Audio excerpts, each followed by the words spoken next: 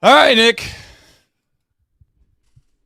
It's been a long time since you ran everything, and I got to tell you, you're probably stressed out of your mind based off the fact that we couldn't figure it out. I don't know if they can hear us. You don't know if they can hear us. Who knows if they can? But I will say, tomorrow this is all fixed. We're done with it. The people that are editing and doing a lot of things on this computer right now, I'm going to tell them they better get everything off of it, because if they don't, it's going to be wiped clean.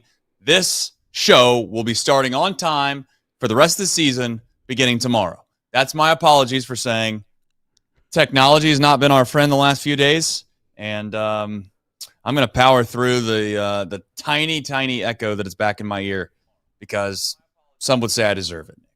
Welcome into Chatterbox Reds on a late edition on a Sunday night. Well, I think they can hear us. That's what the chat's saying. So, that's positive. I mean, I think we got through the biggest hurdle. So it was. What do they say? Better late than never. Yeah. But then some say never late is better. I think there was a line somewhere in there, something like some kind of rap back in the day. But hey, yeah, I guess, as I said, I am going to try to stay as level-headed as I can with this whole situation that is this Reds baseball team, because I feel like I'm battling, Nick, two trains of thought. One is, what is a realistic expectations for this team moving forward for the remainder of this season? And secondly, what do they have to do to get into the postseason realistically in my mind? And that's where these two, I guess, ideas clash each other. Because realistically for me, for this team to make the postseason, Nick, I think they might have to do what we would call unrealistic things. One of those being they might have to sweep a team like the New York Mets when given the opportunity. If you would have given me a chance before the series started, Nick, and you said, hey, will you take 2 or 3 from the Mets to start the second half of the season? Of course. Of course, Nick. We definitely sign up for that. So perspective is key, but it also feels like this team is going to have to find a way, in my opinion, and of course people are going to disagree with this, and that's fine. They're going to have to find a way to do something relatively special. Is it as special as what the Brewers are doing and winning 10 games in a row? Maybe not. But I also think that there's going to have to be, at some point in this second half, something happen that we consider excellent, elite, great, and not just good. So that's the battle I'm fighting tonight. And as we get into these topics and discussions, I'm openly going to say that is probably where some of maybe my unrealistic expectations will come in, is if we're talking about the postseason. Well, I think that's what we have to do. But when you watch Noelvi Marte play, Nick, I can get fired up for that. I can get excited that the future, if you want to call it that, has some, again, semblance of a core that we can believe in again. And that is maybe where the positivity lies with me. Your thoughts, I guess, overall, before we get into the nuts and bolts of the game. We didn't really get a chance to talk about the Saturday's win, but, I guess, how you feeling? Yeah, I'm kind of with you. I'm very happy with the way the series played out. I mean, absolutely taking 2 out of 3 against the Mets in New York, a place where they play really good at home. Starting pitching really dominated, one of the top 10 offenses in baseball all weekend long. You have to feel good about that, but at the same time, you can't also ignore the fact that, yes, they did lose today, and it was a big deal that they lost.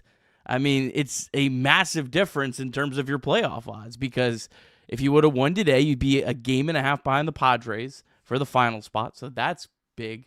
But maybe even more important than that, if you would have won today, you'd only be 2 games behind the Mets, and so you'd be within 2 games of 2 spots. Now you're 4 games behind the Mets. So it's a massive swing. Like, I'm thrilled that they played well. I don't think I would have expected 2 out of 3. I probably would have expected them maybe just to win one of the games this weekend. So they outperformed my expectations, but they also did leave a big game on the table today. And so it's a little bit of mixed emotions this weekend. I couldn't have said it better, and I hope people can kind of like rationalize this kind of maybe what seems like a bipolar topic at times when we try to discuss this team, because on one hand, it seems like the expectations of many of this fan base is we need to make the postseason. Bye. Let's find a way to get in. We've waited 25 years. But then as soon as I bring up the fact that that was a monumental season, I think I said season-defining game. And to be very clear, I get the concept of calling things season-defining, maybe a little overreaching. But you only have so many opportunities in the season to, one, capitalize on momentum. But two, maybe more importantly, is to have head-to-head combat with teams that are directly in front of you to try to get to the postseason. And maybe the best analogy, if I could use it, for those that obviously maybe golf, and I have a buddy that named Rob, who I think knows ball as well online, that we kind of go back and forth a little bit. Since it's the last major of the season, I'm going to give a golf analogy. It feels like the Reds are 3 strokes down, heading into the back 9 of the final round, and they had an eagle opportunity today, like a 10-foot putt for an eagle, to get themselves what you would consider 1 stroke behind with 9 or 8 holes left to play. And instead, they got a birdie, and you're starting to think to yourself, that kind of was the last opportunity to make up maybe some significant ground on one of the teams. But also, just to be very clear, there's also, Nick, as you know, there's a couple other teams that are around us. And using the golf analogy, it's not just that we're chasing one leader. There's 3 or 4 people in the mix here trying to chase down the leader. So you are going to have to play excellent baseball at some point, and that's where maybe, I guess, again, the unrealistic expectations are going to creep in to this whole situation. So if you're someone that says, hey, the playoffs aren't something that you should hold as the only standard for this baseball team the rest of the year, I can buy into that. And I know people don't want to hear that, but I could buy into that. And I could say, hey, you know what? This was a great series, and we should be excited about it because they are playing good baseball. But the question ultimately is going to come down to is, what do you do at the deadline? And I think that's going to be food for thought. But I'm sure we'll discuss that and more after we do the box score recap, as always, presented by yourself. And we'll do some super chats directly after the box score recap as well, unless you want me to do them before. You tell me, Nick. We'll do it before, because the people have been waiting. I got one quick thought before we jump to that. And then I do have on the back half, just for housekeeping, We'll talk about Brad Meter's comments on the back end. I got the actual words up on a slide for us. And we'll talk about Hunter Greene leadership. I saved that for the back half as well. We'll do the front half, just talking about the game and the series overall. But let's also admit, the Reds have got dealt a crappy hand this year. Like, the Cubs and Brewers are tied with the Tigers for the best record in Major League Baseball. I mean, all offseason, the NL Central is garbage. This division is terrible. Well, this division's not terrible. You have 2 of the best teams in baseball. And yeah, I mean, it's a kind of an unfortunate thing for the Reds, because the perspective would be completely different. Really, probably just if the Milwaukee Brewers played like the Milwaukee Brewers should have played this year. Yeah. That franchise is just so disheartening, man. Every time you think about the Brewers, it just becomes a little more and more infuriating. There's no real way to sit. And I think I've said this before about the Brewers. If you watch them long enough, Nick, you can kind of understand how they win. I mean, they make every play defensively, it seems like, humanly possible. They have 3 or 4 or 5 guys in the bullpen that you're thinking, hey, they might be one of the best arms that we have in our entire bullpen. And I'm not trying to be disrespectful to our bullpen guys. They've done as good of a job as you can on the back end of it. But point is, you're right. When you look at the roster itself, it's head-scratching. They win 10 in a row, and they're seemingly uncatchable now. So playing the Dodgers. Like the Dodgers were in that. Yeah. No, the Dodgers hadn't been shut out, but I think twice all year. And here come the Brewers. So, I've long forgotten about them at this point. The Brewers are what they are. They're basically in the same category as the Cubs at this point. You might as well. I don't think they're as good as the Cubs, but you can't say they're not to a certain extent. Yeah. Sure would be nice, though, to sneak in the playoffs and knock one of those teams out in their home building in a best-of-3 series. Yes, which is actually, if you think about it, how disgusting of a that's why the playoffs is kind of disgusting at times, because it's like you have an unbelievable year. You have 2 teams that, I don't know, I'm just going to throw out a hypothetical. Let's just say the Cubs and the Brewers don't slow down at all. You have one team that's going to win, 105 games. I know they're probably not going to get there, but my point is you're on pace for something like that. And then all of a sudden you got to turn around and you got to play a best-of-3 series. That is crazy. But I guess that's why it's important to win your division, but that's here nor there. I was going to look something up for us. And finish in the top 2. He's the third division winner. Actually, gets the shaft too. Yeah, you're right. Yeah. Which honestly, I do actually love. Total because there could be a tough division. Total sidetrack, but I actually do love this because it does make the teams that kind of run away with it, especially like this year is a great example because you're probably going to have the Dodgers, the Phillies, and maybe the Cubs, maybe the Brewers. But in a lot of other previous years, those teams, once you get to September, they know they're in. There's no difference between the 1 and 2 seeds before.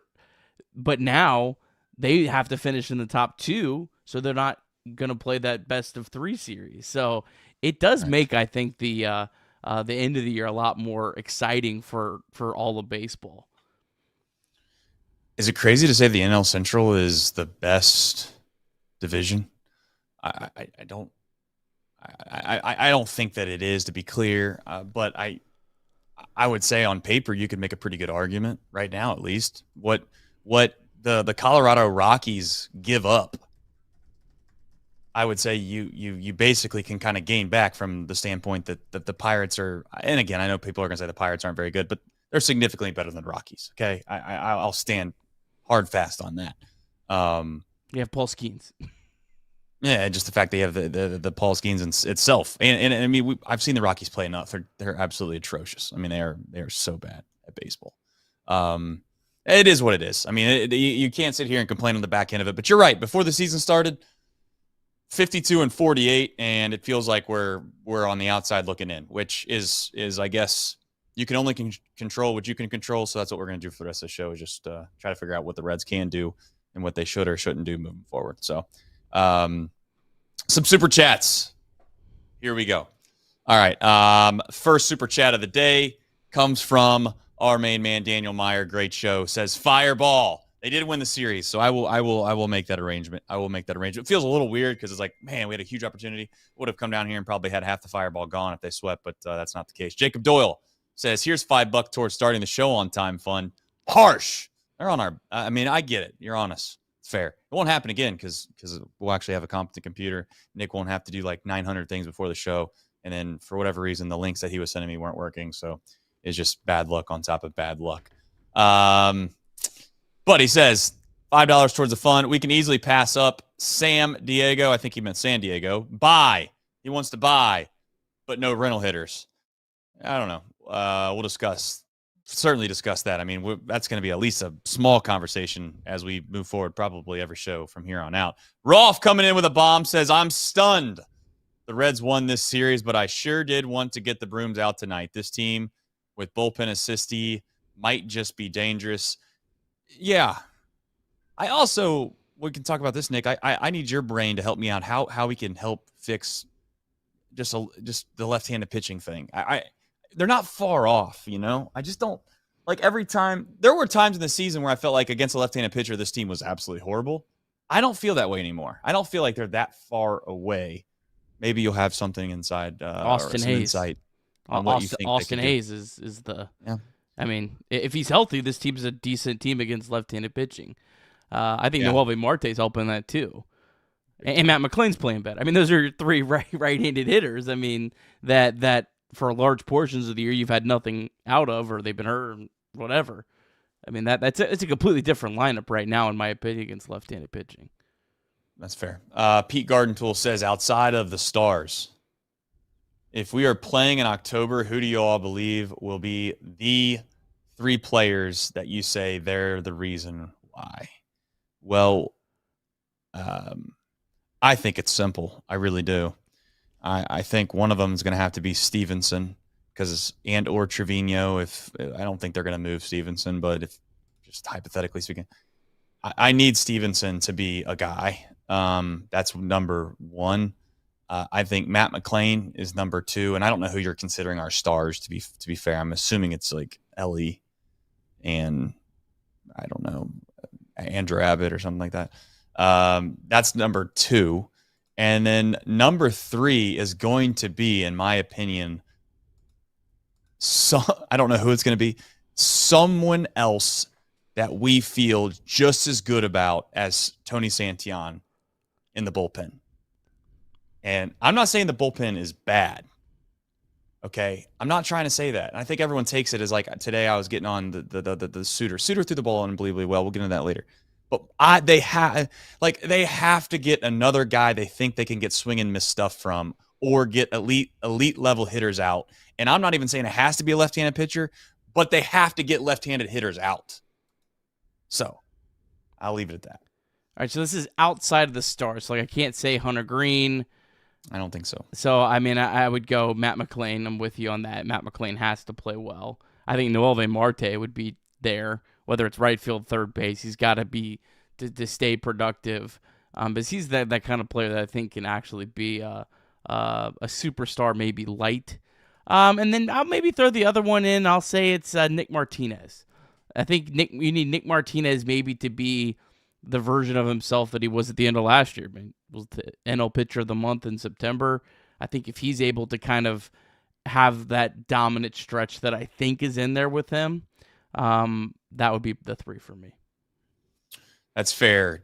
Mike Wells then says, had the Reds winning 85 to 90 games at the start of the season, so if they finish the season in that area, I can't be mad if they don't make the playoffs. I think that's fair. I think that's very fair. I'd also like to point out that, as I've said before, you know, I'll give Tito some credit because ultimately, based off the roster that he was given, and that's with Jeimer Candelario, and maybe Vegas knew Jeimer Candelario was going to be absolutely terrible, but they were slated to win 78 games. So anytime you can gamble on something and you can put as much money on it as you'd like, and your team makes it to where they did better than that, I think you have to give like a little bit of credit to something. I don't know who I'm not saying 78 wins is the bar, and if they win more than that, hey, let's jump for joy, hang the banners.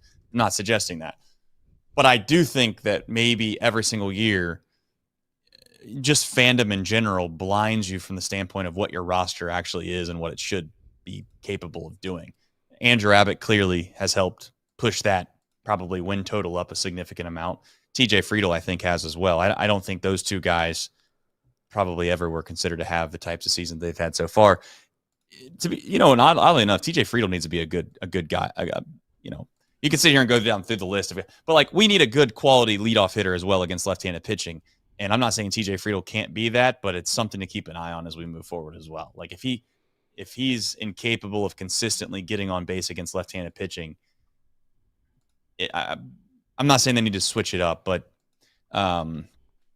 it's just something to keep an eye on. And I hope that he's continues to capable of doing it. I mean, getting hit by pitches is helping right now, Nick, to get on base. And I need him to continue to, be the version that he was at the beginning of the year. So last super chat before we move on says, will we ever see the Reds win 105 games in our lifetime? Will we see them ever win 95 plus in the LA area? Rolf says. No team's won 105 games since 2022. So I'm going to go ahead and say that's probably unlikely. Lifetime is crazy though, Nick. Like that's a long, long time. Yeah. I don't know. So much of that I'll is be the luck. optimist and say yeah. So much of that is luck because you have to play. You'd have to be great in a year where your division is terrible. Like the 2012 Reds that won 97 games, that division was atrocious that year. There was no one else that was good. The Cardinals were like maybe. Like I think they actually made it into the playoffs, but they weren't that good. I just 95, yeah, I would say yeah. I mean, if you're giving me that's in the Ellie era. Yeah, I would say 95. Yeah, I think. All right. I mean, they could still win 95 this year. It's not completely out of the... I mean, they would have to go on a crazy run, but... I'll say yes on both. I'll say no on 105. I think they get close at some point, but I don't know.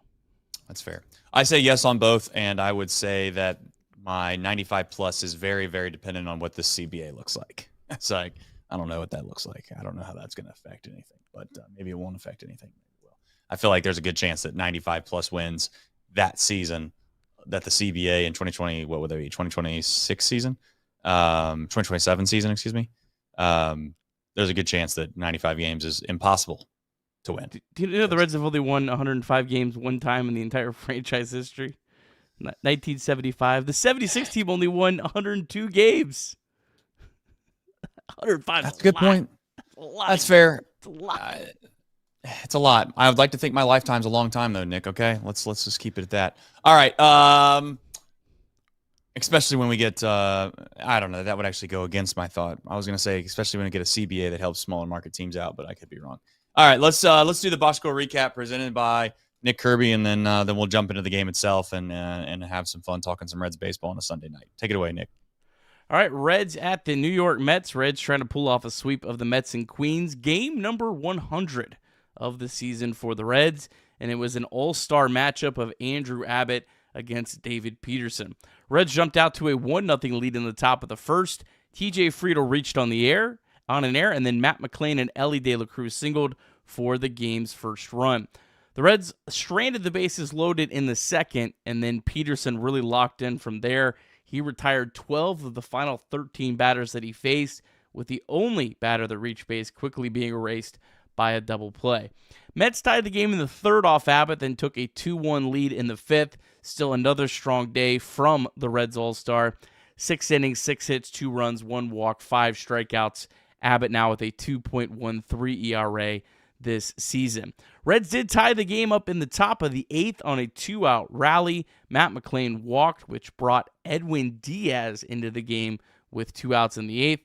Ellie then walked. Austin Hayes reached on an infield single, and then Diaz hit Spencer Steer to tie the game, but Tyler Stevenson struck out to end the inning. In the bottom of the 8th, Brent Suter came back out in a tie game with Pagan, we later found out, and Ashcraft both unavailable. Suter walked Juan Soto with 3 of the pitches called balls being strikes according to StatCast.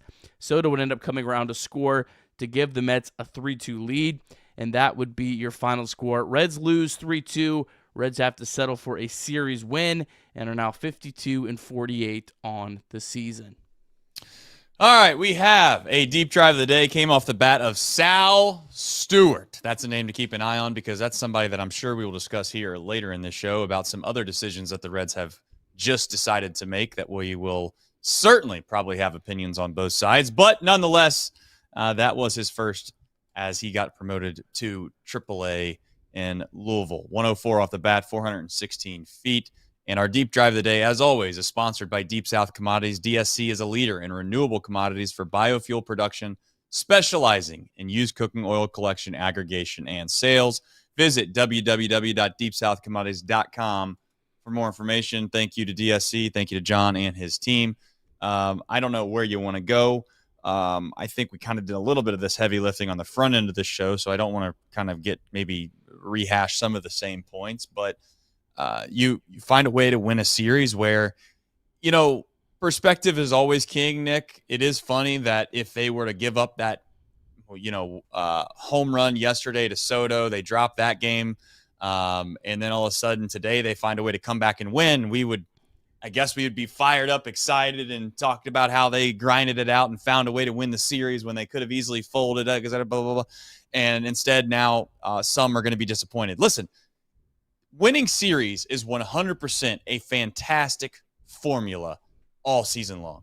Never at any point are you going to think, man, that was just, what a terrible few days of baseball, even though we won the series. Maybe the Rockies are the closest that you can get from this. But I was thinking today, as I was trying to digest this loss, remember when we were hoping to go 5-2 in that homestand, Nick? Remember when we go back earlier in the season and we had some fortunate, 8, 9, 10 game homestands where we were like, hey, we can really kind of run this thing up and try to gain some ground on that 500 mark instead of being only 2 or 3 games over 500. Let's get to 7 or 8, and then we can play 500 baseball the rest of the year. And at that time, we thought we could probably get in the playoffs. I don't know if that's going to be the case anymore. But at the same time, today felt like an opportunity to kind of right some wrongs that they've already had. But we've said it once, we've said it 1,000 times. They won the series, and it feels like they've given themselves a chance to be buyers at the deadline if they continue to win series. Yeah, starting pitch was great. 6 runs in 16 innings from the starters against a top 10 offense of the Mets that plays really well in their home ballpark. very fortunate to have gotten out on Saturday with a win. It felt very, very dicey at times.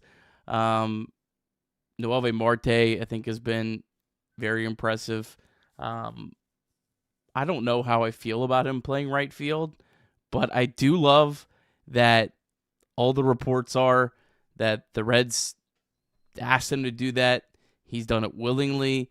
They said today that the reason he started in right field was because he's progressed faster than they thought. They were not planning on starting him in right field this quickly, but he's looked so good out there, they felt, in his warm-ups. Actually made a pretty nice throw home as well, in like the only attempt that he got. That's awesome. I mean, it's really cool that he's kind of slowly, I guess, flipping the narrative around him. That's a huge development for the Reds. And I thought Matt McLain also played pretty good baseball most of the weekend. So, yeah, I mean, it would have been great to get a sweep. I mean, a lot of it's going to depend on what do you do against the Nationals. You go out and sweep the Nationals, losing this game on Sunday is not going to feel all that big of a deal. But you go out and you win 2 or 3, and maybe you win 2 or 3, and it doesn't even look pretty. You know, like we've seen in the Rockies series, or God forbid you only get one win down there. Washington Nationals team that let's not forget has kind of spoiled the Reds season last year, swept the Reds right out of the All-Star break. So, yeah, I mean it was a good weekend for the Reds, but the clock is ticking. I mean it is ticking every single day. And I've seen this a lot, Trace. I'll leave it at this. I've seen a lot of, well, just keep winning series and it'll take care of itself. Well, maybe. I mean, like, you could keep winning series, but if the Padres go 7-0 this week, it doesn't matter if you keep winning series because you're going to be 4.5 out of the All-Star break if you take 2 or 3 and 2 or 3. So, but in the same breath, the Padres could absolutely stink up the joint this week. You could play 500 baseball, and boom, you played yourself right into a near playoff spot going to the trade deadline. So I know people hate Scoreboard watching this early in the year. I don't think there's a more important week to Scoreboard watch than this week in terms of which direction the Reds go, because it matters just as much what the Padres do this week as the Reds do. I'd also say, obviously, the Padres are going to go up against the Giants, and they're going to go, pretty much up against. They're going to go up against the Dodgers a few more times. And again, I'm not here to suggest that you have to worry about everyone's schedule this early and sit here and try to play matchups and who's going to have the more fortunate. We've done that before with the Reds schedule itself, and it's not worked out. But the Padres, they do have a series with the Reds, and I guess what I'm getting at is that you could win series for the rest of the year, right? But if you were to get swept or you were to lose the series against the Padres, it could be the difference. That is the difference. So you're trying to gain as much ground as fast as you can to make sure there's margin for error here. And it's you could also say, well, if they were to sweep the Padres in September, you're not ever going to remember this game against the Mets on a Sunday. And I would say you're probably right. It really just comes down to this, Nick. It comes down to the fact that when you have opportunities to play teams that are in front of you, you don't have a lot of margin for error right now. You take advantage of every opportunity you get. And if you're, I guess my point is, if you're in the 8th inning of a game that you could have gained 3 games on in 3 days, and one kind of mishap here or one mishap there, and you only gain 1 game. Like if the Mets were to win tomorrow and the Reds were to lose tomorrow, guess what? We're 4 games in outside of the break, and they've gained nothing on the Mets. Even though you feel like they completely outplayed them, blah, blah, blah. It doesn't matter. So we're sitting here doing basic arithmetic. I get it, but I'm not – I guess what I'm going to say is I'm not going to apologize for acting as if these next 8 games, 9 games, whatever term I'm going to use, before the trade deadline are not bigger games than what's going to happen, in April. And you could say, well, they all count the same. The decision-making process, in my opinion, what this front office is going to do is not the same of what they would do over these 8-game spans as what they would have done back in, call it, May. So maybe shoot me for being, maybe a little overreactionary here. But I think this is what makes baseball unbelievably great, if you want my opinion. Like, you can sit here and say, well, it's only 1 of 162. It's not a big deal. I'll tell you what. For all the people that are acting like these games aren't that big of a deal, just be happy with whatever the result is, because as long as you win a series, or it's just like maybe the Rockies. Oh, we won 2 or 3. That's great. We won 2 or 3, but we could have won 3. Like, we very well, some would say, should have won 3. Well, you won 2 or 3 here. Well, you could have won 3. I'll tell you what. If you want to do it, it'll be a handshake agreement. You can send me a DM. If this Reds team makes the postseason and they get in by more than 2 games, 2 baseball games, which, oh, by the way, that's really 1 game. That's a swing game, like 1 game, you're 2 games over 500. 1 game, you could be at 500. That's the difference we're making here. If they get in the postseason by more than 2 games, then I will give you 2-to-1 odds on whatever you'd like to risk. You send it in. You want it to be $1,000? I'll make it $1,000. You want it to be, they got to make the postseason too, by the way. So, before you sit here and you chirp and you say, it's not a big deal. Okay, well, the offer's on the table. Make it whatever you wish. I am going to cheer life and death until the deadline, because when I see the deadline moves, then it's going to appropriate what I should be ready to cheer for as we move on in the season. If we sell, Nick, guess what? You're not going to hear me chirping the rest of the year, because I know what it is. We are trying to prepare for a following year, and I'll live with that, and I'll start rooting for these younger guys. Marte is moving to the outfield.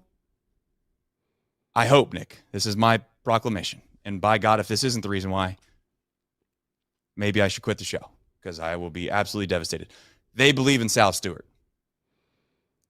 That's the plan. Sal Stewart is going to come play third base every single day for this Reds franchise, and that's what they believe in. And you know what? We are going to put Marte in a position where he can get some valuable reps, so when it matters, and it really matters, this isn't going to be let's shove him out there real quick and hope it pans out. We're going to give him reps out there for a long enough time for him to get comfortable. And it was nice to see him hit the cutoff man today instead of airmailing it over the catcher's head and keeping the runner at first base. That was very nice to see. It does feel like if Sal Stewart has a really good couple weeks, he's called up. It feels like they're clearing the path. Now, maybe they're also going to leave the door open if they could find a third base upgrade as well. I was on the Eugenio Suarez train, but I think he's priced himself out of the Reds. He keeps hitting a home run every day. Yeah, he's out. Yeah, I mean, can we do that now, Nick? I think he's. Can you please? Can we put out a public service announcement now for Reds fandom that Eugenio Suarez is off the market? He's not even humanly possible to get for the Cincinnati Reds. Yeah, because he's going to cost a lot of money and prospects at this point. I do, though. I was first on the Suarez train before he went absolutely ape on everything. But, I think that ship's long sailed. You're looking at other options. But, yeah, like these games this week, honestly, Trace, are probably more important than the games in August.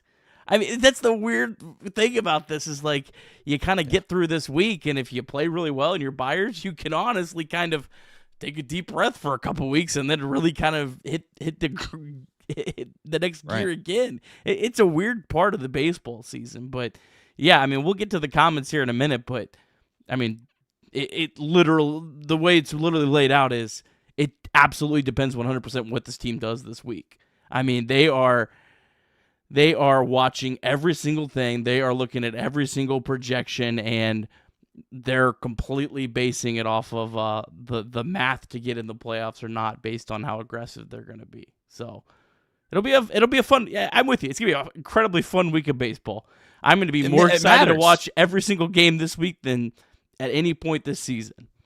It matters. It's in my opinion, and I know maybe people think that I'm being overreactionary with this whole thing. I was genuinely fired up today because I was thinking to myself, this feels like stealing, because they've kind of hung around in this baseball game, and you're starting to feel like you're getting to the Mets bullpen. And Diaz, which I don't know if you want to go there now or not. Do you want to go down this warpath that was this baseball game? Diaz, we've. You know what I was getting ready to tweet, and I didn't get up to tweet it. I was getting ready to say, my condolences to the Mets fans, because us Reds fans know exactly how you feel. We have lived that life, and you currently just did it. Diaz looked exactly like the Diaz that we knew. He was absolutely lost, Nick. He really was. How many times do you see basically a mound visit in the middle of an account? I mean, it was 2-0 on Tyler Stevenson. And again, I'm not trying to make that sound. The Reds 100% had opportunities earlier in the game to be able to score, and they didn't for various reasons. This wasn't the only thing that happened in the game. This isn't the only reason they lost. But I do go back to like the baseball IQ thing on some of these players, because where I'm at is Tyler Stevenson is standing there. The count is 2-0. Just had a mound visit. He has not been close at all night. Just smoked Spencer Steer right in the elbow. You got bases juiced. I'm not. It sounds very Bush League and Little League for certain to say you have to take no matter what. That is like a little overboard to me. But if you're Tyler Stevenson, with all due respect, you've not had a great offensive year. You're not somebody that I would say, hey, no matter what, he's got the green light because you can trust him. You can't swing at a ball. I was even saying to myself, Nick, I don't think I would be upset if he popped out on a fastball right down the middle. Now, some people might not get what I'm trying to say. I wouldn't be upset if he rolled over a ground ball. Would I be a little upset? Yes, but would I be kind of a little furious? No, because I understand. Here's the situation. Diaz 100% is trying to throw a fastball right down the middle. Everyone in the stadium knows that. He is just praying to throw a strike. Stevenson's thinking to himself, I know I'm getting a fastball because he's trying to throw a fastball right down the middle. But my thing is like, if you know that that's the only pitch you're looking for, you have to be disciplined enough to be able to swing at that pitch and that pitch only. It's that simple. He swings at ball 3, and as we all know, he then takes a strike.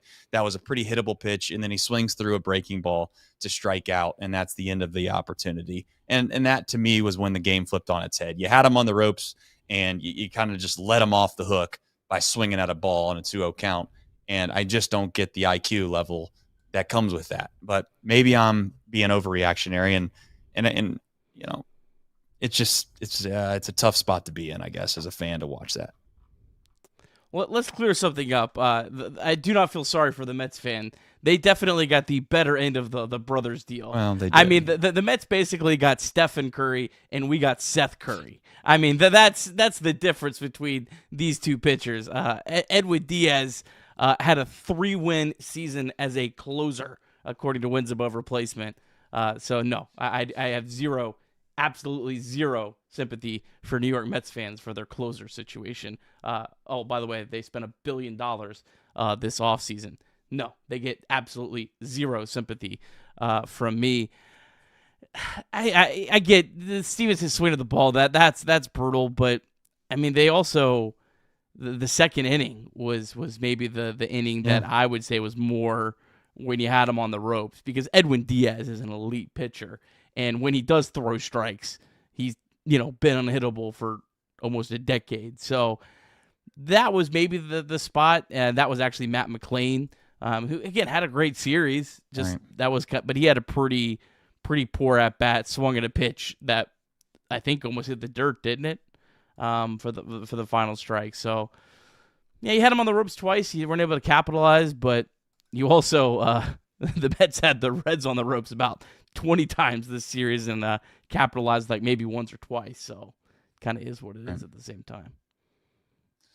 Yeah, I mean, you get your first 3 guys on base. You hit into a double play in the first inning. There was opportunities throughout this game. I don't want to sit here and pin it all on Tyler Stevenson. I don't think that that's fair. I just wanted to say that I think it was a mental mistake by him, and it's just unfortunate that it went the way it did. So, the only other thing from this game that, in my opinion, worth talking about, unless you have something else. I mean, obviously Andrew Abbott, shout out to him, just continues. Yeah, of course. To just pitch incredibly this year. The Tony Santi, the 8th inning surprised me. I wouldn't have had a single bone about using Suter because I knew they had kind of, used their bullets all weekend. But then when they bring in Santi on, it's like, why didn't you just start the inning with him if you're going to use him anyways? I mean, you had Juan Soto, Pete Alonso do up, like that's when you should probably have used your top dog. So again, I've said many times, I think Tito's done a really good job managing the bullpen. I think that's been by far, I think, his best strength this year. But that was a head scratcher to me. If you're going to use Santillan, why would he not start the inning there? I think it's just because they wanted to get the leadoff guy out, and maybe they thought that Suter was the best chance to get Soto out. And to be fair, he kind of did. Like, I don't want to sit here and say that the at-bat goes the exact same way if you call the pitches the way they were supposed to be called, because I think that the sequencing of pitches could change, and you really can't forecast it that way. But let's also make no mistake. That was a pivotal moment in the game. I mean, the umpire absolutely squeezes Suter. He throws really two excellent pitches on the outside corner. He doesn't get rewarded for either one of them, which is an absolute joke. And really what it comes down to is at that point, we got Joey Votto'd, We did. We got a situation where maybe yesterday the check swing got reviewed and they were like, maybe he didn't check swing. And then all of a sudden I'm not trying to start conspiracy theories, but I do think that those things can linger in a crew's mind. And by the way, I think he swung. I know I'm a Reds fan. People are going to say, well, you only think that because you're a Reds fan. I think that he went the day before. But it was a controversial call, and it was a big moment in the game. I get it. But he got the benefit of the doubt. He got the benefit of the doubt on three pitches that were all strikes, according to APS. At least I think the ball down was even a strike, right? It nicked the zone. I think it would have three of them. It would have. It would have counted on ABS. So he throws five strikes. He throws five strikes, and he throws one ball, and he ends up walking the guy. Figure that one out. So that's a tough spot. And then from there, I guess he did a good job. He got Alonso to strike out. But he does. I guess you had two lefties up. Is that a fair reason why, Nick? I don't know. You had two lefties in the first three hitters. Suter just doesn't have. He's not like a left-handed special. Like I get it. He doesn't have the splits either. So it's not. You don't really. I'd understand a lot more if this was maybe Sam Mole, who clearly is a much better pitcher against left-handed batters. So, yeah, I don't know. Do you think they know that? I mean, they know that, but do you think that they I'm not trying to just kill the management. I'm just saying, do you think the staff 100% is like, hey, even though Suter's left-handed, we don't think he's good against these left-handers? Or do you think they're just like, hey, let's bring in Suter because he's left-handed and we think that these guys would struggle more against him? I think they were just trying to steal some more outs from Suter. I think that's what they were doing. I think that's the way I took it. But yeah, I cannot wait for ABS. I mean, it's just so disheartening to have games that get decided by pitches like this. It's gonna feel so archaic in 5 years. Like we're gonna be like, remember when we used to have umpires call balls and strikes? Like I'm, you know what? The thing I'm most thankful for is my son is never going to have to deal with this garbage that we've had to deal with for our whole lives as baseball fans. So remember baseball without the pitch clock? Yeah, never got to deal with that either. Yeah, it's kind of wild. The biggest issue is I think it was an 0-2 count, right? Was it against McNeil, and you give up the double? That hurts, and obviously from there you're reeling, and they almost got out of it. So tough loss, but you move on, you win the series. I guess from here on out, you got to do. It might be an overreactionary by saying they have to do something special. I mean, I don't. Like they gotta go on a 6 or 7 or 8 game heater, in my opinion, to get into a spot where I feel like it's realistic to do this thing. It just depends on what the other teams do, man. Like, yeah, but I'm saying, like, do you think these other teams are going to falter? I mean, I have no idea. I have no idea. I mean, the Giants kind of have. The Giants haven't played well. All these teams are like, they all have their issues too. They're not. These teams are like, I think people think the Padres and Giants are so much better than the Reds. I don't really think they are. I think they're all teams that have some flaws. I mean, the Cardinals are right there too.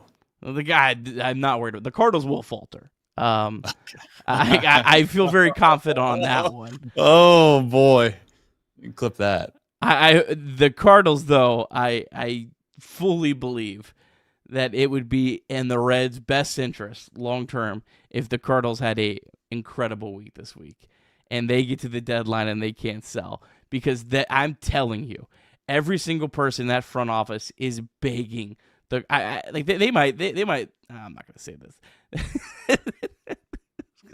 They might food poison their team or something this week. Oh gosh! If you see 5 Cardinals out on Friday, that would be the ultimate. I'm telling you, they want that team to lose this week. They are begging them, please do not have a hot week because we want to sell at the deadline. All right.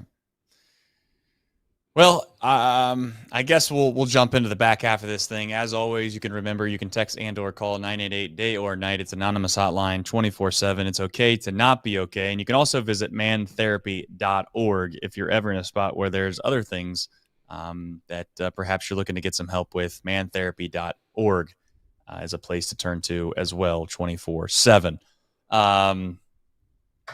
You got Brad Meter's comments. You can go ahead. It sparked an absolute outrage on social media. I don't have the quote in front of me, but I got the gist of it, and I got to tell you, I got to tell you, I kind of understand it. I get it. I got the comments, but I guess we'll get into that now.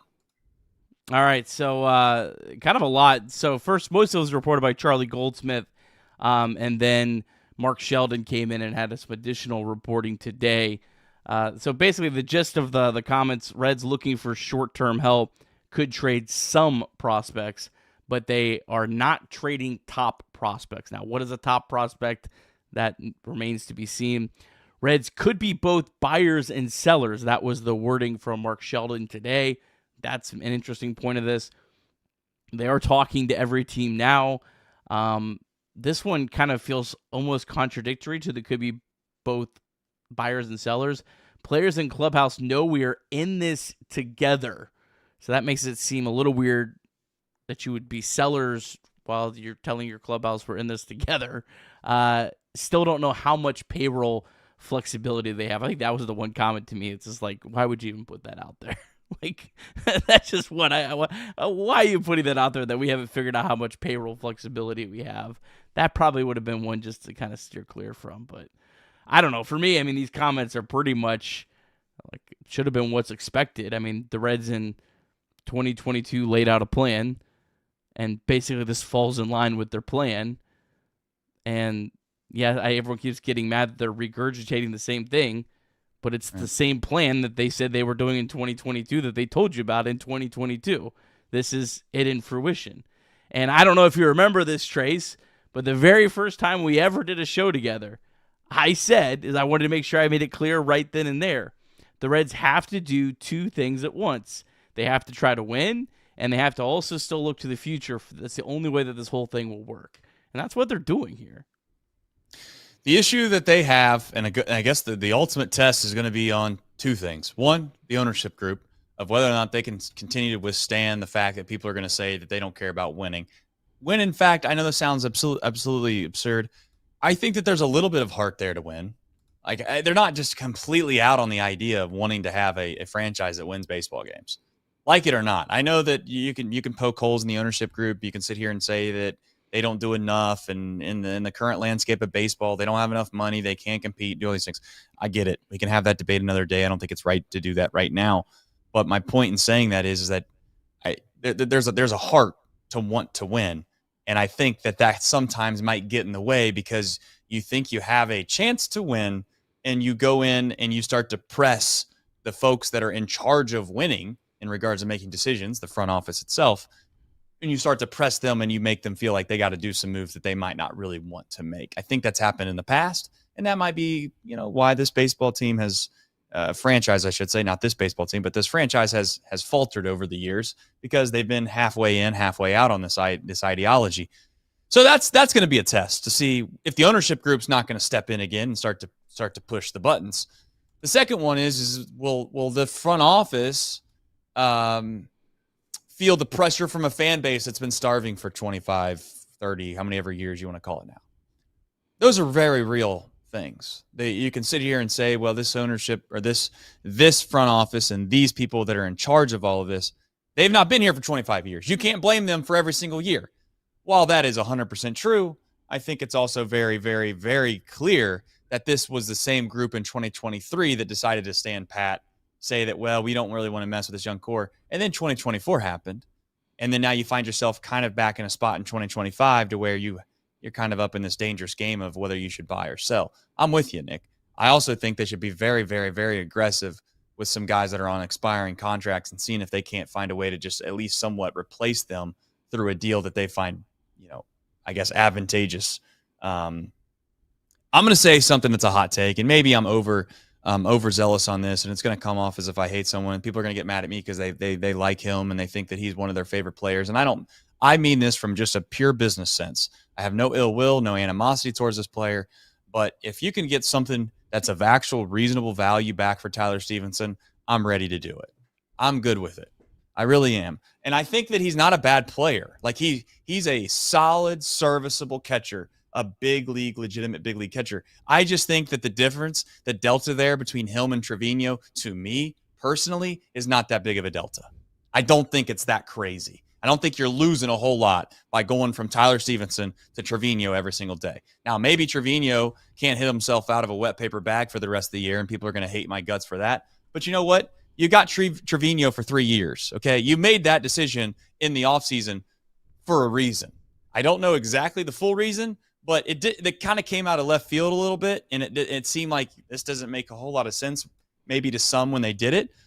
But if it gives you the flexibility at this deadline to get a guy that's basically got, a year left in service time for the Reds until you get literally nothing for him, you move on from him if somebody is in need. And I still think, even if they did that, they could still make the postseason.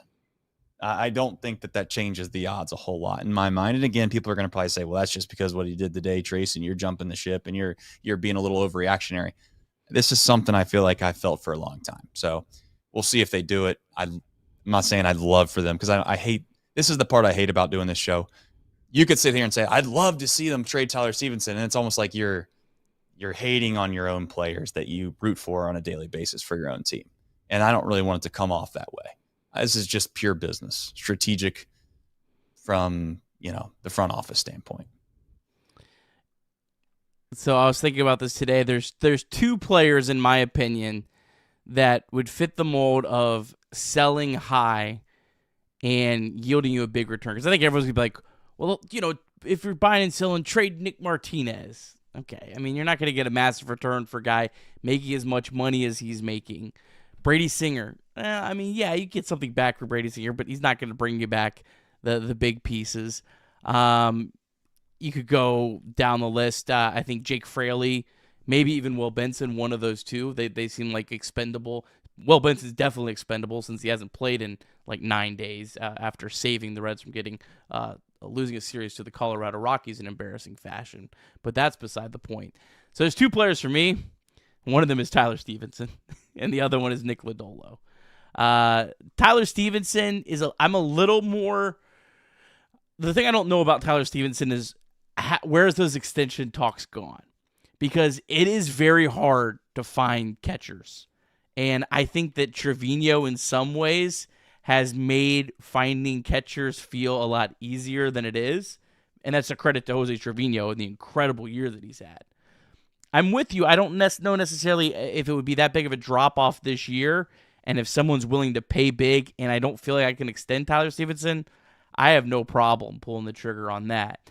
But if you feel like you can actually extend him, it's hard to find a catcher, even with what Tyler Stephenson's done. I don't want to say he gets enough credit, but I just think finding that's more difficult than people think. But I'm with you. He's one of the two. And then Nick Lodolo, for me, Nick Lodolo's had an incredible year. We talked about Nick Lodolo on Friday, one of the brightest spots of this entire team this year. But in some ways, Lodolo, fair or not, feels like a ticking time bomb. And you trade him when he's healthy. I mean, he's the kind of player that, yes, other teams are going to have the same injury concerns we have. But he's the player that you could get a lot of GMs to line up for and go, ooh, that guy could be a difference maker for our rotation. they're probably not looking the same way at Brady Singer or even Nick Martinez. So again, I'm not pushing these guys out the door by any means, but if someone is going to pay a pretty penny and you're able to really, really capitalize on the market, those are the guys for me. And then I think you definitely should probably move one of Fraley or Benson. Fraley, for me, would make the most sense because he's probably getting non-tendered this offseason because he's starting to get expensive. Fraley was over $3 million this year. Reds have 1 year of control left for him next year. I don't think they're going to pay Jake Fraley $5 million next year. I don't know if anyone else thinks that. I don't think that. Whereas Will Benson's still very cheap. He's making $600,000 this year. He just barely gets into arbitration. He'll probably make just barely over $1 million next year. Still has an option next year. I would rather keep those kind of players. But if you're not going to use him and someone's going to give you something for Benson, I think Benson has more value than Fraley because of the years attached to him. Then yeah, I'd be open to that. But Fraley might feel like nothing. But Jake Fraley is a very similar to Tyler Naquin in 2022, and the Reds turned that into one of their top prospects right now that is now kicking on the door of making the major leagues. Yeah, you never know. I mean, everybody's, of course, when they make these trades, if they do get prospects, everyone's going to say, well, who's this? We don't care about him. He's not very good. And then, suddenly that's their favorite player in 3 years. I mean, that's very possible. But at the end of the day, they're going to have to make a decision one way or the other, and they got some guys that are leaving. Nick Martinez is another guy, but you can't, in my mind right now, justify getting rid of Lodolo and Nick Martinez and still thinking that you can try to compete. I mean, that seems like a total sell-off. And that's what kind of stinks, if we're being completely frank, about the injuries that are Rhett Louders of the world, right? Like, you kind of just cast that off into the sunset at the beginning of the season because it's just not here. It's not in front of your mind. It's not present. But you lose out on the ability to possibly go and kind of sell on some assets that are going to expire at the end of the season because you have some injuries in some key spots. So, I mean, it'll be interesting to see how it goes. It's a great point on Louder. I mean, his injury is big, obviously, for the production, but just the fact that, I mean, it's definitely prevented you from selling. So a big piece of this is where the Reds at with Hunter Greene, which is our next topic. I don't want to jump too far ahead. Let's do it. Is there anything else you want to unpack here on the meter comments? Was there anything else there? Let's talk. Let's try to be a little more positive here because we talked about sellers. Let's talk a little bit about buyers. Okay, for me, right. My first priority is bullpen. That's priority 1, 2, and probably 3. And then it would be like looking at a right-handed bat. If Luis Robert becomes available and isn't a crazy price, yeah, I'd buy low on Luis Robert now. I think that'd be awesome after you pass on him in the offseason when his price tag was high, and then you buy him low. I mean, that is exactly what you want your baseball team to do. But I don't have to have him. You have to have bullpen help for this team to have any sort of a chance. And that is the one thing this organization has been able to get. Well, if you're going to go out and buy, I'd much rather buy on some guys like Luis Robert who are looking for a bounce back to maybe their former self, or there's questions on whether or not they can become their former self. Because at the end of the day, as I've said before, in order for this team to do something meaningful, they're going to have guys that have higher ceilings that can play at those ceilings, right? Like, I don't think that we're going to get anywhere by playing the mediocre level baseball that we have played all season for the most part. Now, some are going to say, we're better than mediocre, et cetera, et cetera. Well, if we're better than mediocre, then now is the time to showcase that, and we must start playing at a much higher level, in my opinion, to do so. So, yeah, I would be all in on going and getting some guys that have high ceilings. In regards to what we need, I think it's relatively evident. It's what you just said. I think that you have to find a couple more arms. If nothing else, it's a depth thing in the bullpen, because I think people just undervalue durability and how many times you have to rely on guys during a season in the bullpen. And then all of a sudden, let's just say September rolls around here, and not that, it's not going to be that long here before we get to August and September. And everyone's going to be like, what's wrong with Tony Santillan? We can't rely on him. what's wrong with, Barlow? What, we can't rely on Barlow. Let's DFA him. People are going to start shouting. It's like, these guys have been excellent. The problem is that every single time you get in a high leverage spot, you have to go to them. A la Fernando Cruz. Like, by the way, Nick, like, Fernando Cruz, pretty good. Still is a pretty good pitcher. He just happened to be, drugged through the mud last year for so damn long that, he ended up struggling. So it feels to me that this bullpen is on thin ice. We are on extremely thin ice. And I am very thankful that Emilio Pagan survived the other day. I am very thankful that Santillan continues to kind of get out. I'm very thankful that Barlow got out of basically a Houdini act the other day. Oh, by the way, I don't know if you remember this, but Emilio Pagan also got out of a Houdini act right before the All-Star break against the Colorado Rockies. This stuff, like, people just think that this stuff just goes away. Like, oh, it's not that big of a deal, because the outcomes have been good. But I got news for you, Nick. What would everyone be saying if Barlow doesn't get out of a bases loaded jam against the Rockies, if Emilio Pagan somehow gives up 1 or 2 runs against the Rockies when he has first and third with nobody out, and then all of a sudden Juan Soto's ball is 5 feet left the other day and it's a home run? All of a sudden now we're supposed to believe there's a problem. I'm not saying that you should be on one end or the other. I'm just clearly illustrating that we're 1 or 2 swings of the bat results away from people being completely different narrative on this whole situation. That is the bullpen. So, not to be negative, just to say, let's go out and get some bullpen help. And you know what I'm going to say? The most positive thing that there is, that I feel like now I can ride or die. You know who the best acquisition this team has gotten all season? Noelvi Marte. That's who. That's who has been the best acquisition all season long. If that guy plays the way he's been playing, we did go out and get a big right-handed bat. Now, to be very clear, we can't keep on relying. I better not hear that our big bat that we got is a Sal Stewart. I'm tired. I'm just saying, I'm tired of putting these prospects in spots when they come up here that they're supposed to be the saving grace. When Rhys Hines come up here and he doesn't, he doesn't go 6 for 12 with 3 home runs and 3 doubles, then all of a sudden everyone's like, well, he strikes out too much. Get this guy out of here. They're not supposed to be the saving grace. They should be additional pieces to an already solid baseball team. Will Benson, I don't get it totally. I'm not going to sit here and sound like I'm basically related to the guy, because it seems like every time I get on this show, I'm always trying to defend him, and I'm always trying to be like, why in the hell does this guy, what's this guy got to do to continue to get an opportunity like some of these other guys do? I'll just say I don't get it, and I'll leave it at that. I'm glad Jake Fraley has played well as well, to be clear. So, I guess it worked out. Tito's smarter than I'll ever be. Jake Fraley's a better player than Will Benson, apparently, to Tito. That seems evident. But maybe you can convince me that they want to give Jake Fraley some at-bats because they want to ship him off at the deadline, and they can't just sit him on the bench. So, I don't know.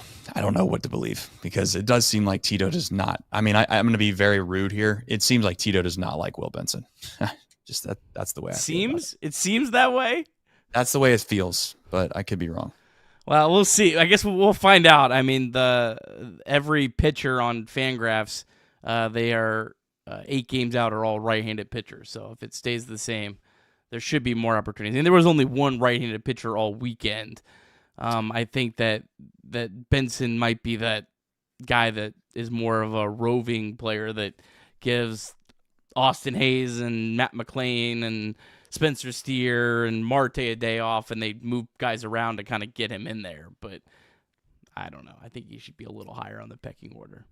Don't you think Will Benson, though, with all due respect to Gavin Lux, he's been very, very good this year. I mean, I'm trying to be nice, right? Like he's been overall standpoint, you could make the argument that Gavin Lux is a much better hitter than Will Benson if you'd like. I'm not saying that that's the case, but in a spot that they were in this game, it seems like an easy decision to me. I think you put Will Benson in there and you pray he hits a home run. And that's no disrespect to Gavin Lux. Yeah, I think I'd rather have Benson. Was runner on first, I think, when he pinch hit. Yeah. So you pretty much need an extra base hit to realistically score. You're facing good relievers. Screening together hits is difficult. Yeah, I think I'd certainly prefer Gavin Lux if there's a runner on second base and need a base hit. But when you need an extra base hit, yeah, I think Will Benson's heads and shoulders better in that spot. So it's just the fact that he wasn't used once all weekend just felt very weird to me. I don't know. I don't get it. Let's not spend too much time on it. We'll just, if nothing else, we're just gonna irritate everybody, and it's gonna be an argument about something we don't need to argue about on a show like this. We'll see if Will Benson gets more opportunities as we move forward. Hunter Greene, I had put out a post that obviously pissed a lot of people off, Nick, and I mean it. I'm gonna still stand on business here. Mark Sheldon reports, and he has a quote here on Hunter Greene, and I will read it directly. Quote, "But for a guy with a long-term contract who says he wants to be a leader, Greene needs to start showing it and get back on the field." End quote, Mark Sheldon. And to be very clear, I am all for tough journalism. I am all for pushing, some type of tough question on managers or the front office or players when you think things aren't aligning the way they're supposed to be. But I am against passive-aggressive type discussions. I am 100% for direct forward discussions. If you like to say that you think Hunter Greene is basically faking an injury or is not hurt and he should be pitching, let's have that discussion. But I am against the idea of sitting here saying that, well, in order for him to be one of the best pitchers in the league, Hunter Greene's just going to have to get back out there. And in order for him to really help this baseball team, he's going to have to get out there soon. Are we suggesting that Hunter Greene is not wanting to come back? Because that's clearly the narrative, and that's how I took it. I don't know how Hunter Greene took it, but I don't understand the idea of trying to tear a player down, okay, because of an injury. Like, if you want to have a discussion that they're injury prone and you think that that's something that you can't rely on going into a season, so be it. Injury prone and faking an injury, Nick, are two vastly different things. And the way that I'm reading into this, and maybe I'm completely wrong, and I apologize if I am, to Mark Sheldon and obviously Brantley as well, who's kind of also had this narrative a little bit.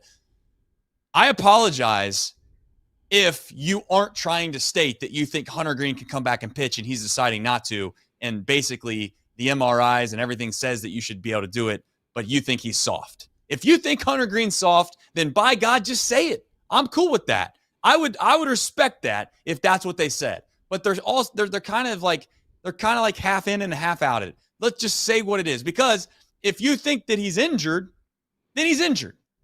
He can't pitch. Like, that doesn't make sense to me. It'd be like getting mad at Nick Lodolo because he has blisters. And it's like, well, it's just a blister. Pitch through it, you pansy. Well, let's do that same thing to Hunt. Let's do that same thing to Nick Lodolo next time he gets a blister. Let's just tell him he's a pansy and he needs to pitch through it. He needs to tough it out. He needs to be he needs to go out there and come hell or high water. He better be out there for the team because he needs to be a leader. Okay, but we don't do that because we understand, well, if he can't pitch at the highest level that he's capable of pitching, he's not going to help the team. I'm giving Hunter Greene the benefit of the doubt by saying a couple things, Nick. One, he's always seemed like a competitor. I know this. He was absolutely pissed off to hell and back when Montas got the opening day ball over him last year. That pissed him off. And I think he was pretty open about that being upset. He looks like a physical specimen. The guy clearly puts himself in the best position, in my opinion, to try to be the best pitcher that he could possibly be. It'd be one thing if he came back every spring training and looked like Moustakas. I'm sorry for the ricochet shot to him and his family, but hopefully that illustrates the point. Maybe you're suggesting that he's going about his business wrong in regards to the offseason of whether he should work out one way over another.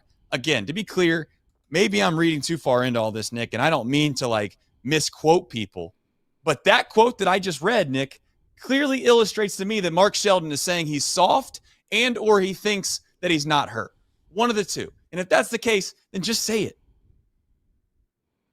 Yeah, Am I wrong? No, I think you said that. I appreciate the way you said that. Yeah, I agree. Like, don't give these vague comments like that he's not a leader. Yeah, if you're gonna say he's soft, call him soft. Don't do that. I don't know. It just is this really what we want to do? Do we really want to piss off our hope, like our guy that finished in the top 10 in Cy Young voting that we got on an absolute bargain contract right now?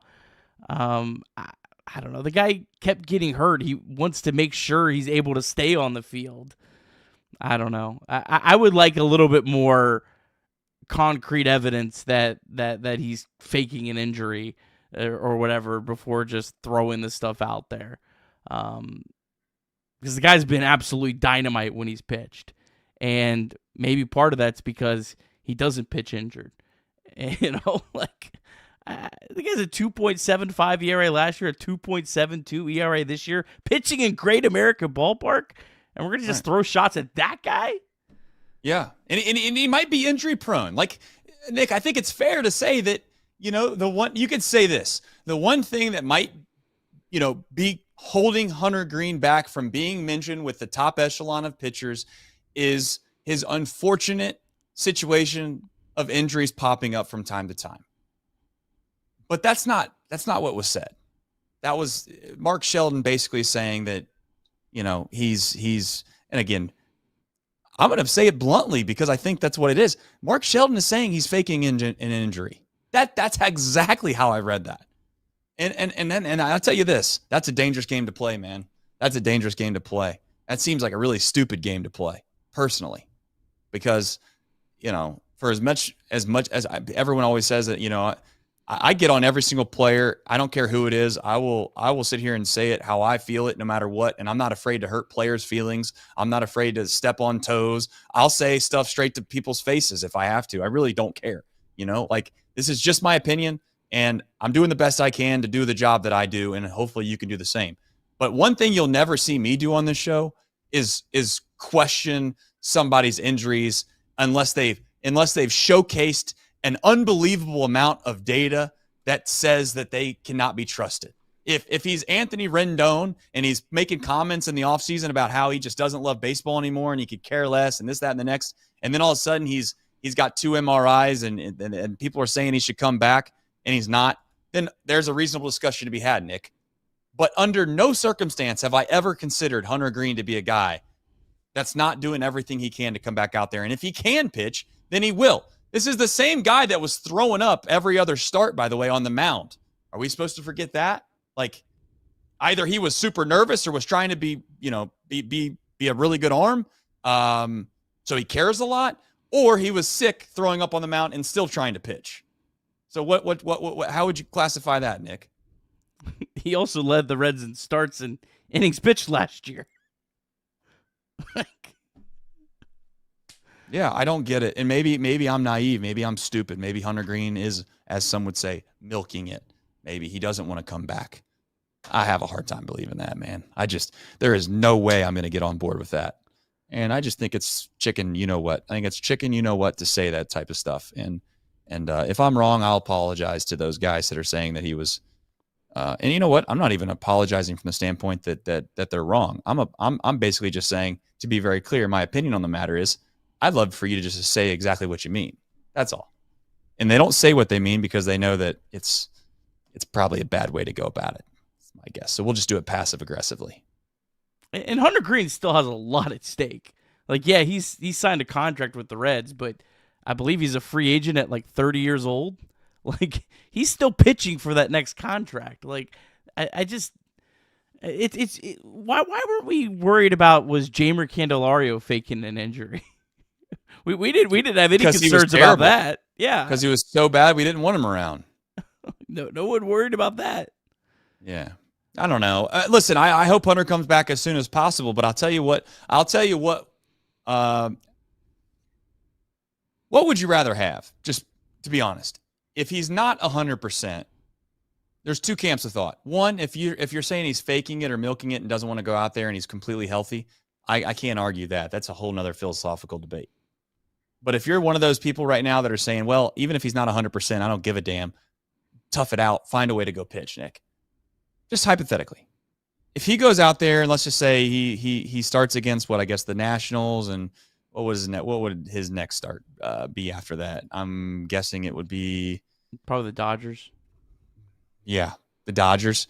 I guess if you're saying that you'd rather him force himself to go out and have an outing against the Nationals and the Dodgers for the chance to risk an opportunity to pitch in late August and September, and heaven forbid, dare I say, October, then I guess, yeah, maybe we don't see eye to eye on this thing. I don't know.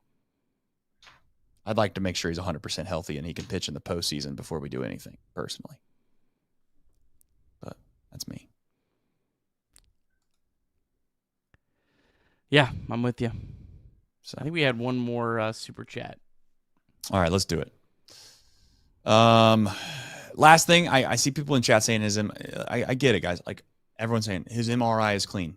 Okay, well, we also told, and I'm not trying to be too overly ridiculous about this, okay? We also told CES that he was fine, and he had a broken effing hand, okay? Like everyone's going to sit here and act like the doctors 100% know everything. Do they? I mean, you genuinely think that no matter what happens in the entire world, that the doctors are always right? They always know every single thing there is about every single person? I'd like to think that the guy that's actually trying to do his job, if he's being honest and he says he can't do it, then I'm going to take him for his word for it. At least for a little while. If this goes on all year long and there's nothing that happens because the doctors can't figure it out, then we'll have a discussion then. All right. Moving on. We have another super chat, and I'm getting to it right now. Bill Furman says he's coming from Shamrock Tavern in Cornwall, New York. Hopefully I said that right. It's full of Mets fans. 2 of 3 ain't bad. Go Reds. It ain't bad. That's right. It isn't bad. It's just not great. That's the delta that we're trying to fight right now, isn't it? No Fly Zone 25-21 says, do you guys think there is hesitancy to extend Ty Steve because of how the front office feels about Duno? I know he's a few years away, but still, I do not think that Duno is a part of Tyler Stephenson's discussions. No, I think that would be more or less of whether or not they think Tyler Stevenson is what he is worth, or are they capable of maybe going out and fundamentally crafting a deal that can get them something in return that they'd feel better about. Nick, your thoughts? I think the Reds will start worried about having too many catchers when they have too many catchers. I mean, the Reds have tried to draft catcher after catcher after catcher, and overall, it's been a massive failure. They drafted guys in the second round, and they just have not been able to hit a lick. So that also plays into it. But yeah, I don't think that Duno has anything to do with Tyler Stevenson. I mean, I think best case scenario for Duno, you're looking at 2027. I mean, if things go very well. Because remember, catchers take longer to develop. He's 19 years old. Tyler Stevenson was in the minor leagues for a long time before he got to the big leagues. And he was, once he got to the big leagues, he was in the big leagues for a while before he actually got the chance to be catcher number 1. I mean, he had to beat out Tucker Barnhart. Yeah. Not an easy task. No, apparently not. Dr. Dobak said Boston is a perfect fit for Ty Steve with outfield depth. I just don't know if you're going to get a big leaguer to big leaguer trade. I don't know. That Nick, feels like a prospect trade, yeah. Yeah, I just don't think Tyler Stevenson's going to yield back something that's going to get you a direct big leaguer, unless it's, I don't know, maybe never say never, but yeah, I mean, ideally for me, if you traded, say you traded Lodolo and Stevenson, you found deals that were great. You bring back prospects for them, and then you're able to give away some of your other prospects to improve your bullpen. And hopefully at the end of the time, your prospects are better. You actually have a better farm system because you traded out players that probably have higher returns, and you also fix some of your holes on this team and reallocated it. That would be the ideal situation for me. Yeah, and I'd also point out the fact that not to go overboard here, but everyone's going to be like, well, your drop off from 2 to 3 is going to be crazy. What are you going to do? How are you going to do that? You don't have anyone back there. You'd have no backup to Trevino. Well, I got to tell you, when Tyler Stevenson wasn't here this year, that was I'm just telling you, that was the best this catcher position has been all year. It absolutely has. And you can make fun of me all you want. But the fact of the matter is that if you believe that Trevino can be your starting catcher, you go out and you find what the Reds have done in years past, which is you find a backup catcher. That's what you do. I mean, go get wins again. I'm not even saying it has to be wins. Maley,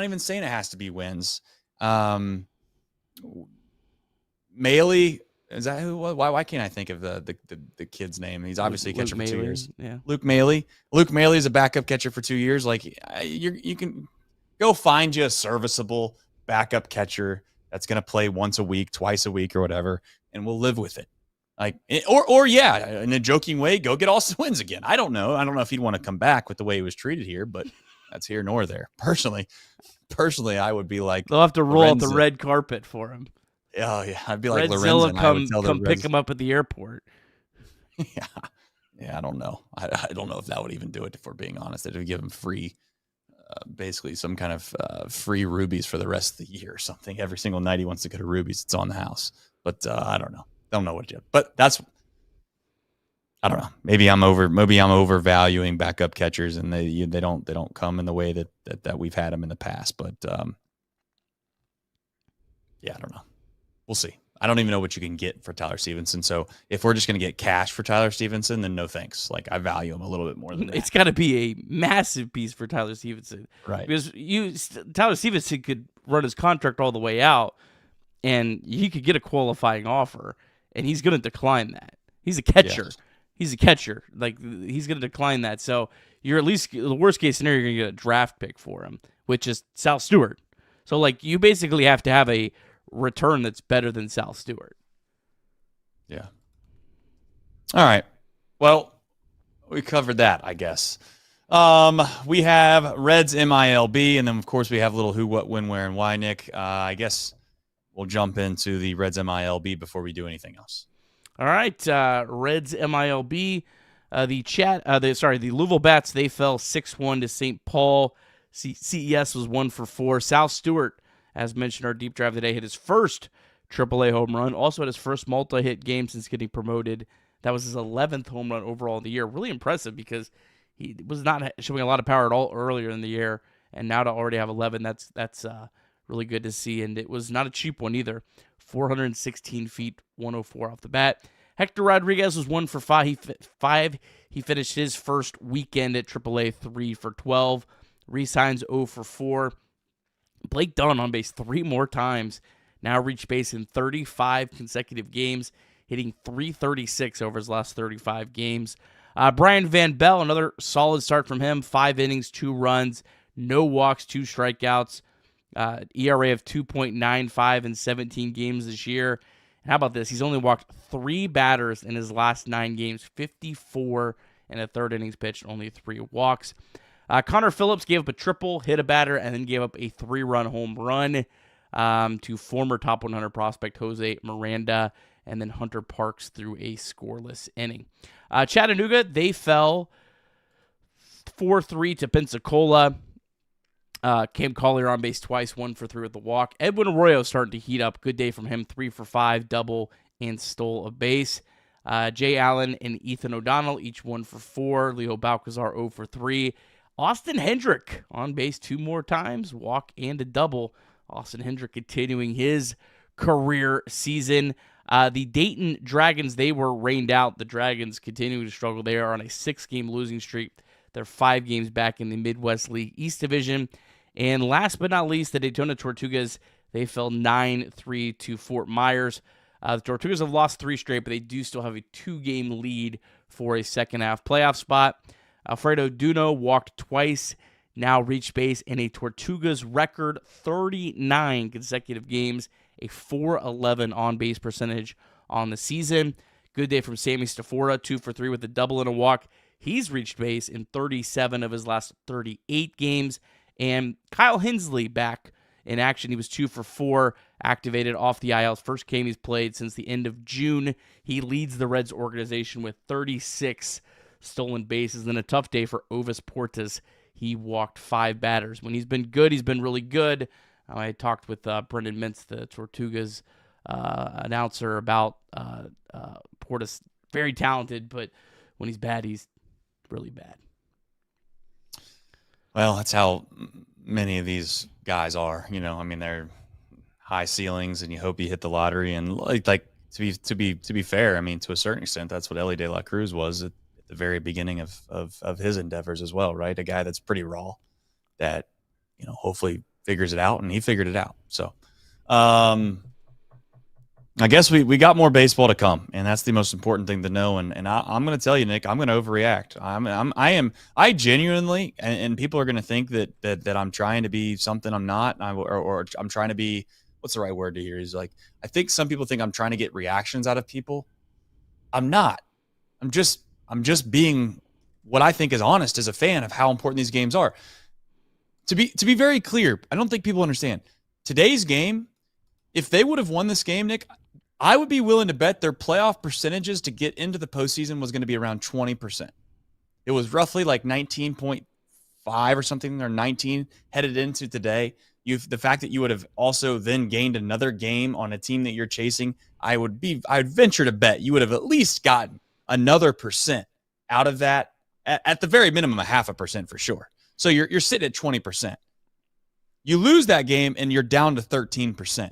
That, for those that might follow those I guess percentages, if you will, this late into the season, those are meaningful games. Every single game from here until the deadline, I will be treating like it's Game 7 of the World Series, and I'm not going to apologize for it, Nick. I just can't. And then after that, people are going to think I'm crazy, because then after that, I will go back to being like, okay, a rational person. We got Bristol too right after. Yeah. Heaven forbid. It just would be wild if like the Reds go get like Luis Robert. His first game with the Cincinnati Reds is at Bristol Motor Speedway. Isn't that was legitimately how it would happen? Because if it's on the trade deadline, the Reds' next game on Friday is at noon. Like, I doubt a player getting traded is going to play in a noon game on Friday. Then the next game is Saturday night in Bristol. And you'd think they'd want to showcase their new player, Oh, there's no doubt that he'd be there. Yeah. Oh, he'd be there. Be there in Bristol, better than ever. That's the storyline I'm following. All right. I'd love to be buyers, man. I would love to be buyers. I'd love to get this city bought in, and if Meter's telling the truth and they can buy and sell at the same time, more power to us. We just got to find clever ways or creative ways to do it. And it stings a little bit that there isn't, maybe starting pitching depth currently that allows us to. Because I actually think if there was starting pitching depth and we felt good about it, and people think like if hypothetically speaking, if Chase Petty is maybe even somewhat serviceable, if Rhett Lauder was somewhat serviceable, the fact that you could package Lodolo out and you could also package Martinez out, you could get some real good returns, in my opinion, for those types of guys, while you're also kind of selling, but you're buying at the same time. So. But that's not the case. So we'll see what they end up doing. And maybe this is why you love baseball and watch it every single day, is because these decisions are getting ready to be made over the next 5, 6, 7 games. So, all right. Like the stream if you haven't already. Before I move any farther, we're going to do a little who, what, when, where, and why. Reds starting a 3-game series in Washington, D.C. against the Nationals. Reds just 3-9 in their last 12 games against the Nationals. Have lost 3 of their last 4 series. Of course, lost the series earlier this year. Nats not playing good baseball. They are 39-60. They are 2-10 in their last 12 games. Fired both manager Dave Martinez and GM Mike Rizzo.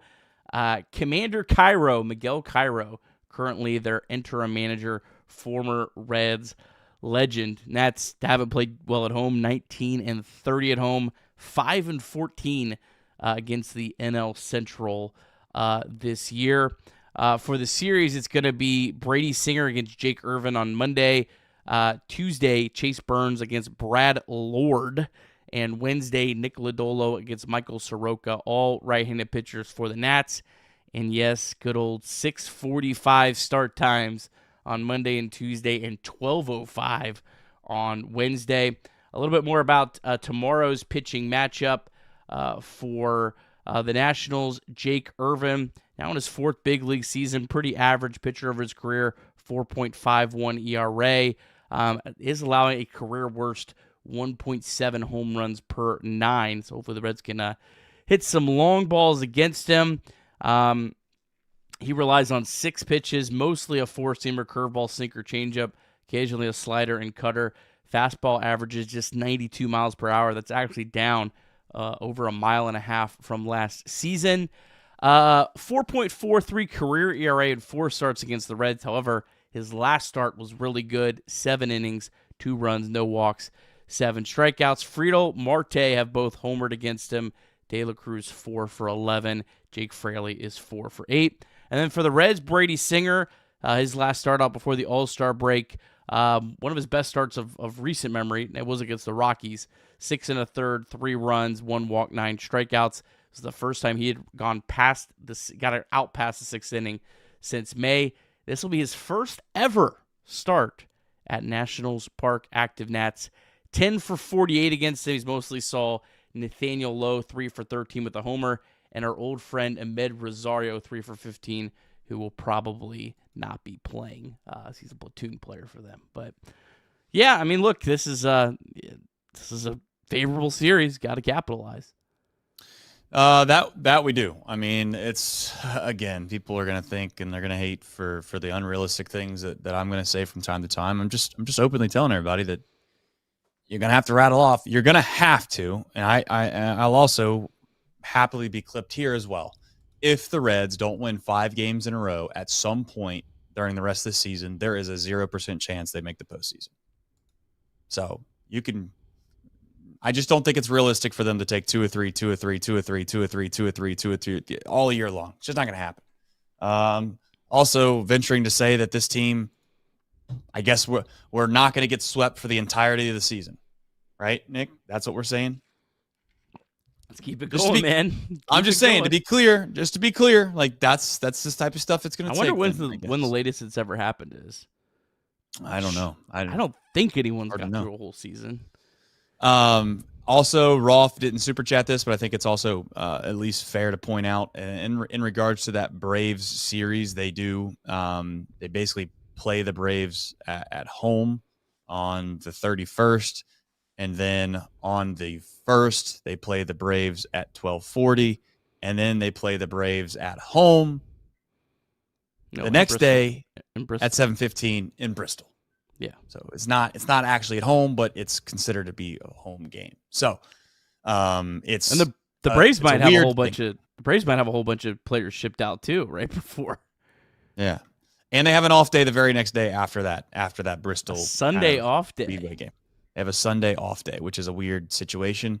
And then they have I don't know how else to say it. They have a tough stretch of baseball. I'm just not trying to not just. But it doesn't matter. Honest. It doesn't matter because this week is the only thing that matters because that's right. They're going to buy or sell. Yeah.